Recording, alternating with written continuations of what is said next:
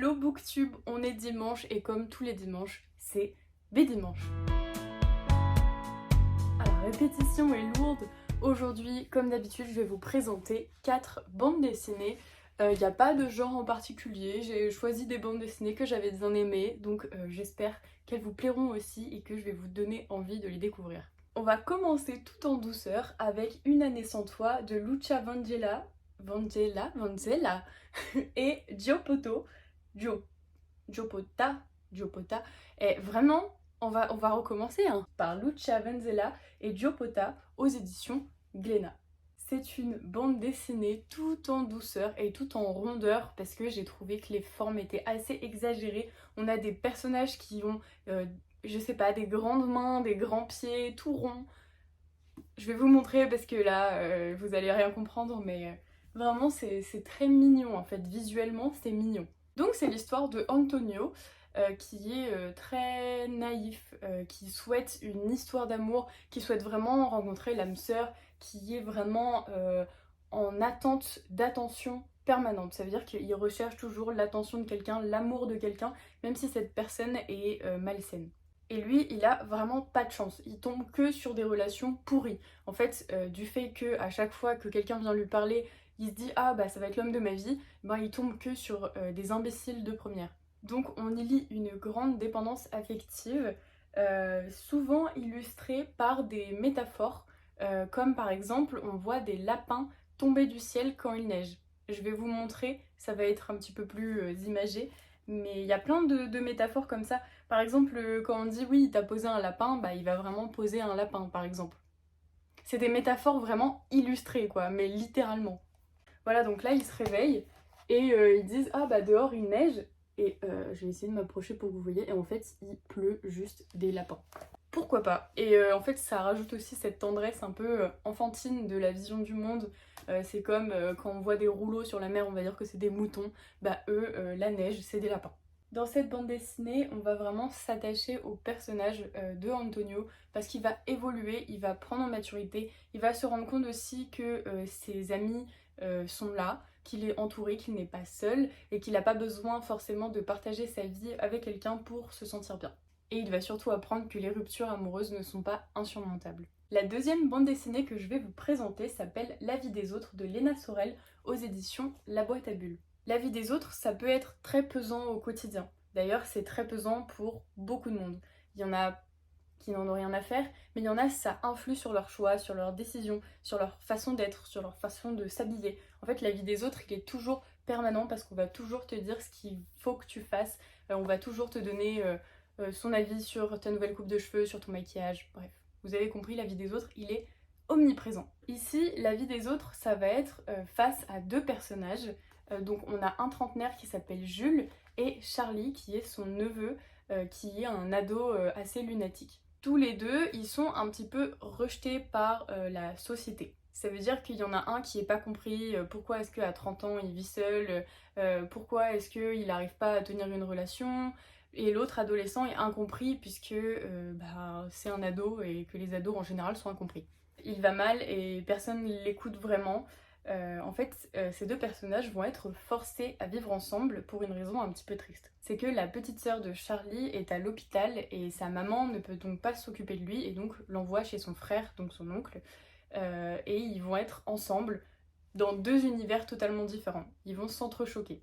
Donc c'est assez touchant puisque ça parle vraiment de relations familiales, de comment deux opposés peuvent au final se compléter, comment est-ce que Jules va aider Charlie à se sentir mieux par rapport à sa sœur qui est à l'hôpital, comment est-ce qu'il va essayer de se sentir mieux par rapport au fait qu'il vit tout seul et que là d'un coup il y a un adolescent qui rentre dans sa vie et qui va tout bousculer.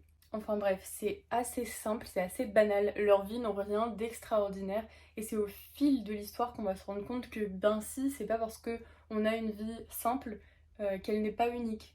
Les dessins ils sont assez simples, c'est vraiment des traits un petit peu bruts comme des dessins d'enfants et c'est aussi ce que j'ai trouvé d'attendrissant.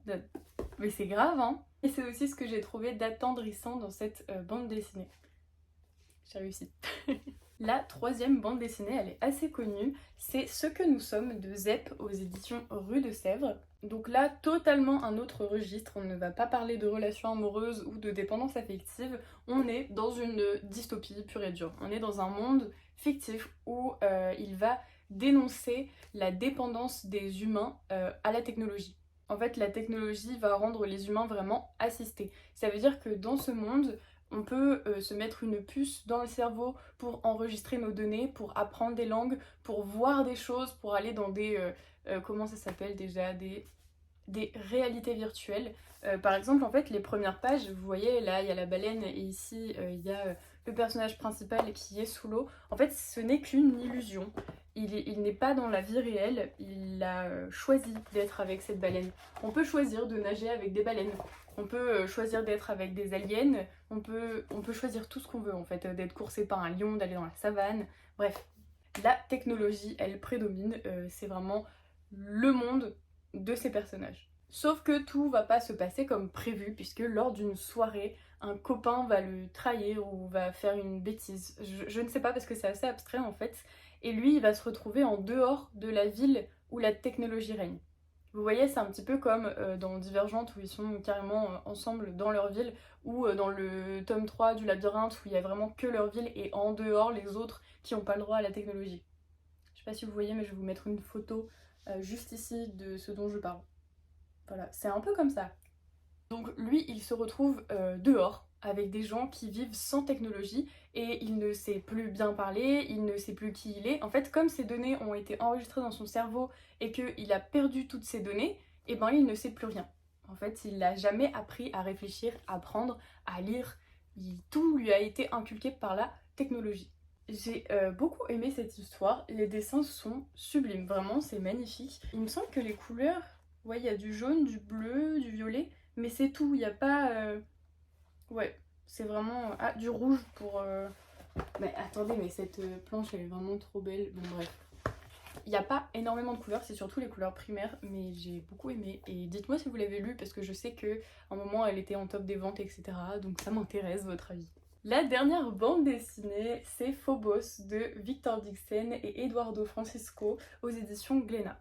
Vous le savez peut-être, j'ai lu toute la saga des Phobos qui sont derrière moi quelque part. J'ai adoré. Vraiment, c'est une saga de ouf que je vous recommande parce qu'il y a des rebondissements, parce que tous les tomes passent à une vitesse folle.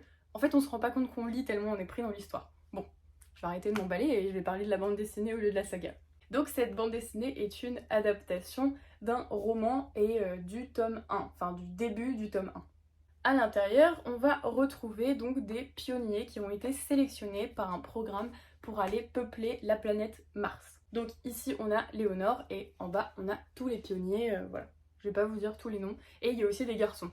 Pour peupler Mars, il faut des enfants, et pour faire des enfants, il faut des couples. Ils vont avoir des meetings qui vont être retransmis en live. En fait, Phobos, c'est une télé-réalité qui va se passer sur Mars pour peupler Mars, etc., pour coloniser l'espace. Forcément, j'adore puisque c'est très futuriste, c'est très aussi dystopique parce qu'on va se rendre compte du mal et de l'argent qu'il y a dans la colonisation de l'espace. Les dessins sont ouf, mais vraiment, les dessins... Attendez, je vais vous trouver une page, mais ils sont juste incroyables. Par exemple, ici, on a Kirsten. Elle est trop belle. Voilà, je vais essayer de vous mettre d'autres images en numérique à côté de moi. Il faut savoir que pour l'instant, il n'y a que le tome 1 et le tome 2 qui sont à peu près le tome 1 du roman. Et je vous le recommande à fond. Si vous n'aimez pas lire et que vous ne voulez pas vous lire toute la saga, les bandes dessinées sont une superbe alternative. Et voilà, c'est déjà la fin de ce Bédimanche. La semaine prochaine, je ne sais pas encore de quoi je vais vous parler, mais j'espère que vous serez aussi au rendez-vous. Et puis voilà, je vous dis à bientôt et j'espère vous avoir donné envie de lire toutes ces BD. Des bisous!